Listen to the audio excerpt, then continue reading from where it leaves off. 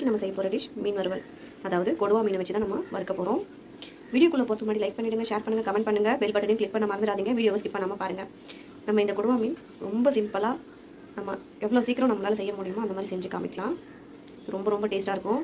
Maximum ஒரு 2 நிமிஷம் 3 நிமிஷம் தான் ஆகும். இப்போ நமக்கு தேவையான பொருட்கள் என்னென்னு பார்த்துலாம். இந்த மாதிரி கொடுவா மீன் 1/2 kg வாங்கி வச்சுருக்கேன், க்ளீன் பண்ணி வச்சுருக்கேன். மிளகாய்த்தூள் 1 டீஸ்பூன், உப்பு தேவையான அளவு, 1/2 டீஸ்பூன் மிளகுத்தூள், 1/4 டீஸ்பூன் மஞ்சள்தூள், இஞ்சி பூண்டு பேஸ்ட் 1/2 டீஸ்பூன், பாதி லெமன் எடுத்து வச்சுருக்கேன். இதுதான் நம்மளோட தேவையான பொருட்கள். இப்போ நம்ம எப்படி செய்யலான்னு பார்த்துலாம். நம்ம ஒரு பிளேட்டில் மசாலா ஊற வச்சுக்கலாம். இஞ்சி பூண்டு பேஸ்ட்டு, மிளகுத்தூள், உப்பு எல்லாமே போட்டுவிட்டேன். நான் லெமனையும் பிழிஞ்சு விட்டுருங்க. நான் சாதா மிளகாய் தூள் தான் யூஸ் பண்ணியிருக்கேன்.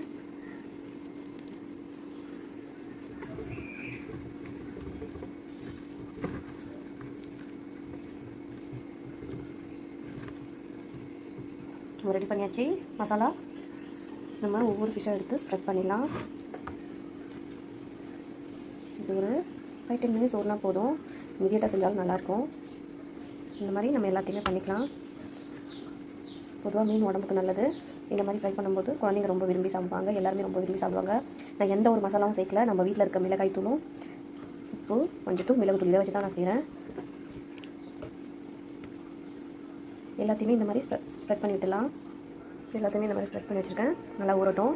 ஒரு 10 மினிட்ஸ் கழிச்சு பொரிச்சிடலாம்.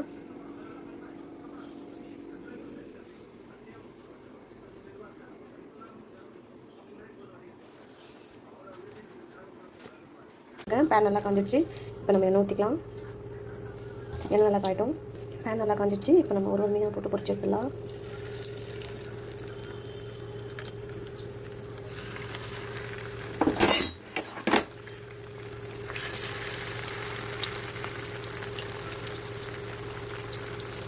நம்ம எல்லாத்தையுமே போட்டாச்சு. இப்போ நல்லா பொரியட்டும். எப்பொழுதுமே மீன் வறுக்கும்போது நம்ம அனல் கம்மியாக வச்சு வறுக்கணும். அப்போ தான் ரொம்ப டேஸ்ட்டாக இருக்கும். தீயாது, நல்லா கிறிஸ்பியாகவும் வரும்.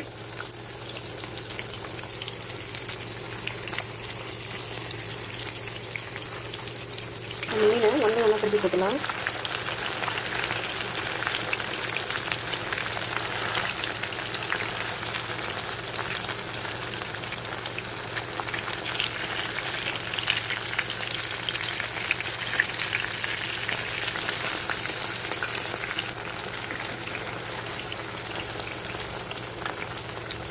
திருப்பி போட்டாச்சு. ஒரு மீன் ரெடியாக இருக்குது. நம்ம எடுத்துடலாம் ஒன்று ஒன்றா.